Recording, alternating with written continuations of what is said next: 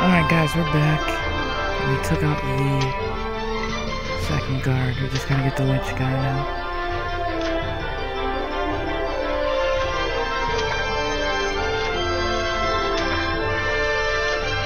Sadly, can't really do much against him still.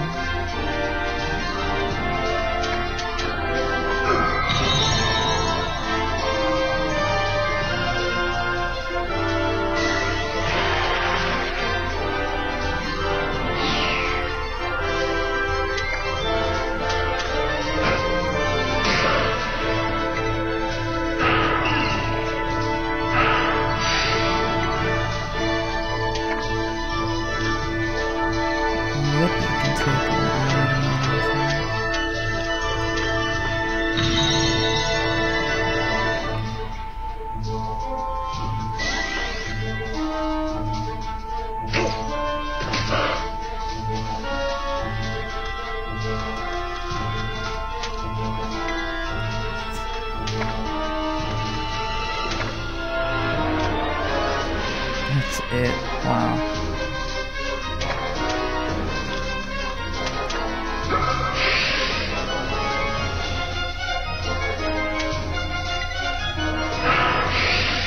That sucks. Lippy can actually take anything. Oh, wow. That's amazing.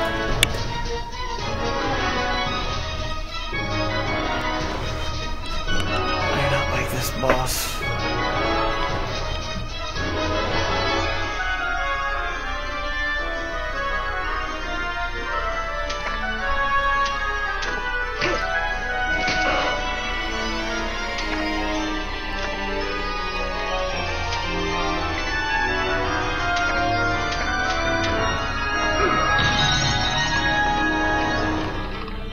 Come on, good roll, good roll.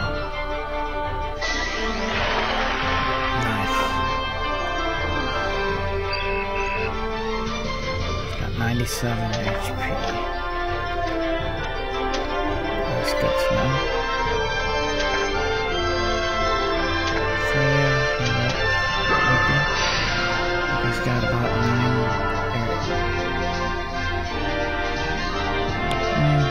maybe 5 hits, right? Keeps taking 20 something. Till we drop him. Oh, dude!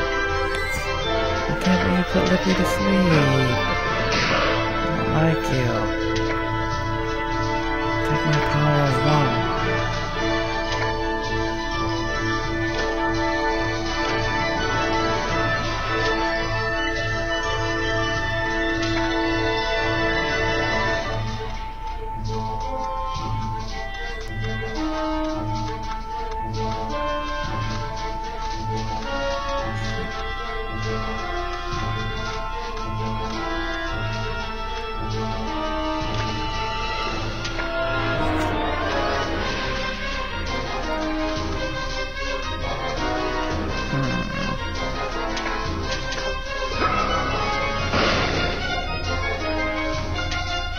All I can do is quietly chip away, taking one until he wakes up.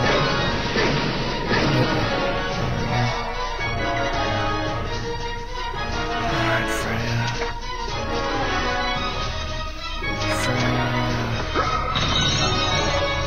Meditate too.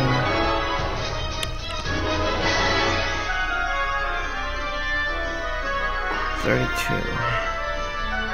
Okay. And I'm going to heal herself.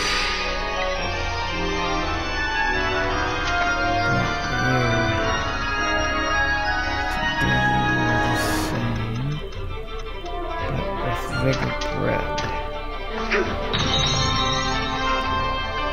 Good roll. 36, really. It's not a good roll, but oh, take it. Lippy. Again. 20.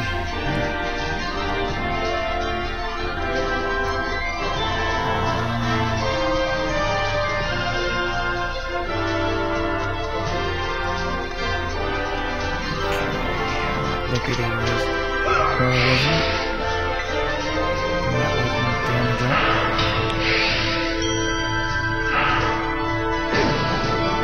Back little too. Oh. Not major attack from Lippy, thank you very much. Okay, Lippy gets one of the vigor berries.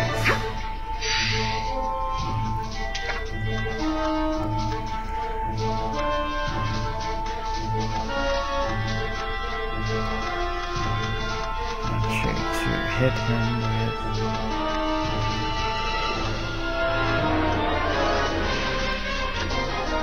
no, there's nothing else you can do here. Jack.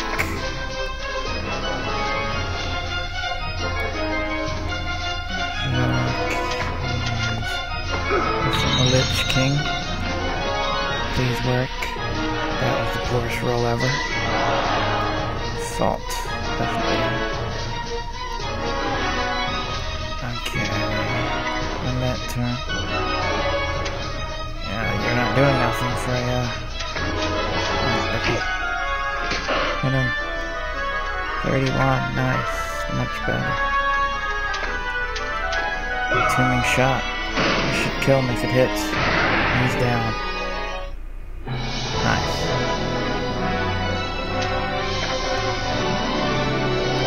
Great bow. We have that, I think. I'll take that. This, of course. The Soul of the Lich. Wow. 300 points. I want that. Oh, she doesn't have any armor. Nullify spells. Sounds good. Bone mask. Confirm. We're good.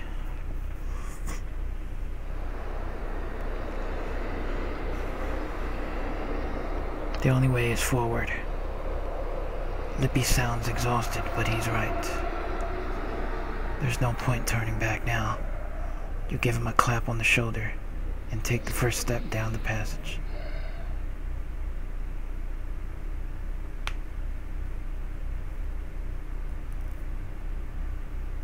After battling that big crazy monster, I don't want to turn back. Chapter 3, Defense of Heresy. Most chasers are members of the Chasers Guild and accept work under the guild's auspices. But not this time. This time the client chose you specifically. This has happened once or twice before. And why not? You have a reputation. When someone comes directly to a chaser, it means one or two things. The work is on the wrong side of the law, or it requires a certain degree of secrecy. This job was more the latter. Earl Arthur Melandra Belenthal, Lord of the Earldom of Melandra and key figure in the House of Nobles. An elder statesman, he casts a long shadow in the halls of governments, so much that even the council comes to him for his opinion before taking action. For such a storied client, the request was simple. I want you to find a man. The man's name was Andole Cleantis, scion of House Cleantis, long faithful follower of the Jarl. Andole was a young monk, an aspiring theologian who from an early age preferred study of the book and heart to study of the sword. He had last been seen in the Conclave Library before his disappearance half a year ago. Should the worst have happened and his life be ended, bring back anything by which he might be remembered. The compensation was generous, a half a year's pay. Typically, you would have begun the chase that very day, but it was clear the Jarl was hiding something. If this truly was a case of the loss of a beloved retainer, why only request a memento? Even were he reduced to bones, wouldn't the family want the remains that he could be put properly to rest? No, it sounds suspicious. The high price, too, seemed unfitting for a youth not of the Earl's blood. Even considering an allowance for danger and gag money, the going rate was a meager half of the Arl's offer. Your suspicion must have shown on your face because the Arl hastily added, "Do you know of the Crimson Shroud?" Who doesn't? You thought any adventurer worth his salt knows of the original gift, the source of magic in this world, not that anyone had ever seen it. Stories of the Shroud fell firmly into the category of legend. I am no gatherer, nor have I any personal interest in the original gift. Truth be told, I do not even believe such a thing exists now. If it ever did, however, you should know that to chase this missing man is to chase the Shroud itself. The Geist of the Arl story went something like this.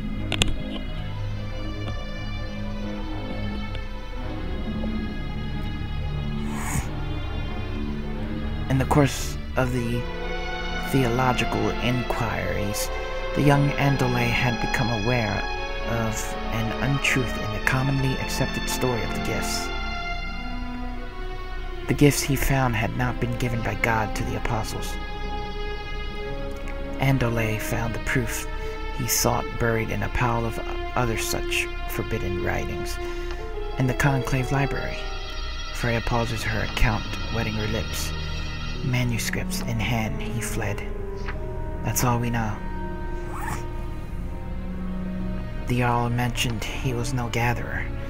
He meant he was not one of the privileged few who were close to the origin, those who collected the first gifts before copies were made and disseminated. Sorry, guys. The gatherers had formed a secret society of sorts to control the gifts and their power. This was a good thing on the whole. Bickering was rife between kingdoms over the gifts. Were it not for the gatherers' peace, the world might have long since descended into chaos. Sorry guys, I know the lighting is actually bad. Let me see if I can fix that for you.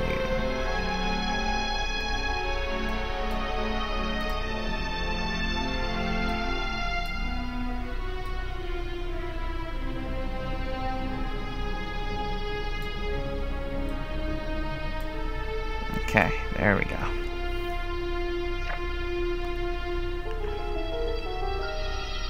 Peace. Don't make me laugh. They hunger for power and suffer. No one else had to have it, that's all. Flint is right to a point, in fact. There are three jackals fighting over these particular scraps. The gatherers, the Senate, and the Conclave.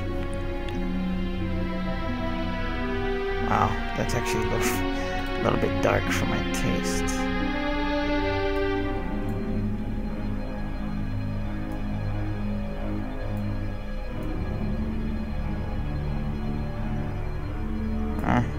It works. Somewhat. I'm not gonna mess around with it. Isn't the Jarl a senator? Doesn't that make him your boss? I don't think he'd be pleased to learn that his Knights of the Peace are interfering behind his back. Freya knows what the Jarl is after. Jacques had it right all along. And if Flint put the pieces together, he knows it too. Flint narrows his eyes and spits. Ew, nasty, Flint. Flint's kind of ugly.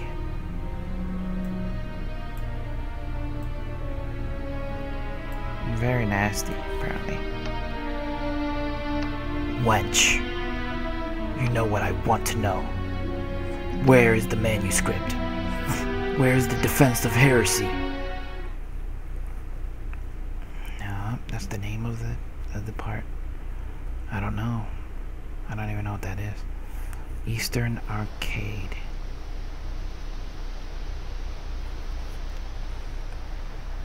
Through darkness and up several flights of stairs, you find yourself in the palace proper. You squint against the sunlight spilling in through cracks in the ceiling dome. You are too long in the dark underways, and though blinding, the sun lifts your spirits, as does the fresh air that fills your lungs. A clinging weight lifts from your shoulders, and even your heart feels lighter. Andole's account ends here, you announce. The journal you recovered from Andole's remains told of his entry from the palace grounds through the subterranean labyrinth and into the palace proper, but it goes no further than the eastern arcade. It's taken us far enough, Lippy says. Besides, we're only after the defense of heresy, not some wild goose chase of a shroud. True enough, but if it does exist, you wouldn't mind seeing the shroud for yourself. That's funny, Freya says, looking around. I feel like I've been here before, which is impossible, of course. Seen one collapsed ceiling and broken pillars, seen them all, Lippy replies with a chuckle. Not a recent memory, Freya insists. Something older.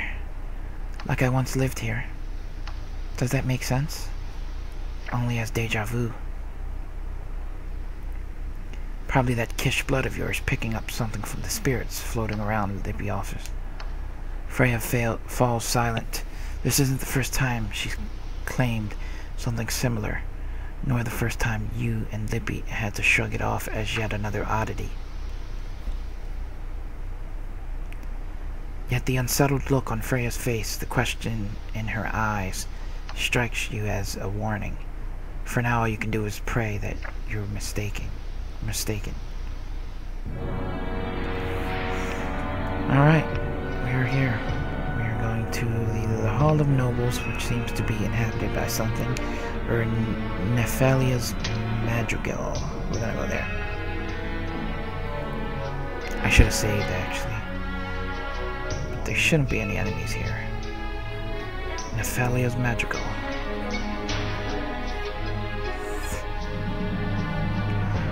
Pass between crumbled sections of wall into the next room. The walls and ceilings are heavily damaged, reducing what must have once been beautiful frescoes to rubble. Below your feet, too, you see that many of the flagstones have sunken into the ground. Even the floor can't support its own weight. You cast a wary eye around the room, but spy no enemies. Lippy nods. His eyes smells nothing. You check with Freya and she says something about a stronger paling than the one outside, but that it's not interfering with her senses. You forge onward. Alright, so there's nothing here. We're gonna gear up a little bit now that we have the chance to.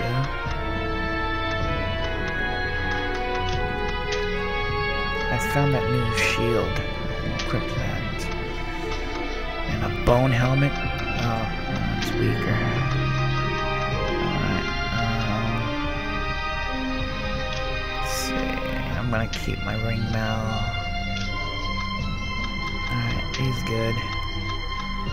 Lippy.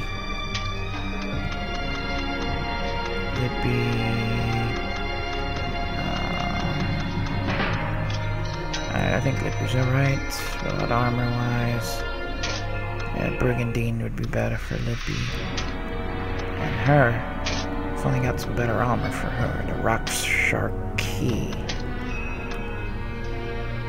And she's found a lot of other type of equipment.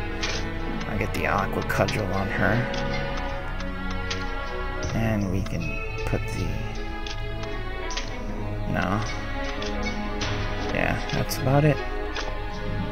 Alright, we're geared. Let's see if I can meld anything with our equipment. Aquacadra, level it up. Level it up again. We're gonna put kill 2 with it. And nullify spells.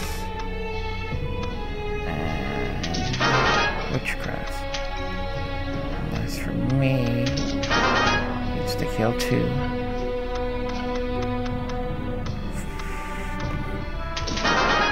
Slumber Waft, so I can get rid of sleep.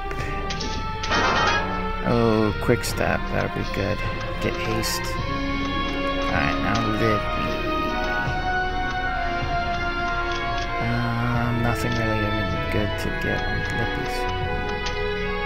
So with that, we will save it and end it here. In the next part, we will head into the Hall of Nobles, which seems to be a battle by the looks of it. So see you guys next time on Let's Play Crimson Shroud.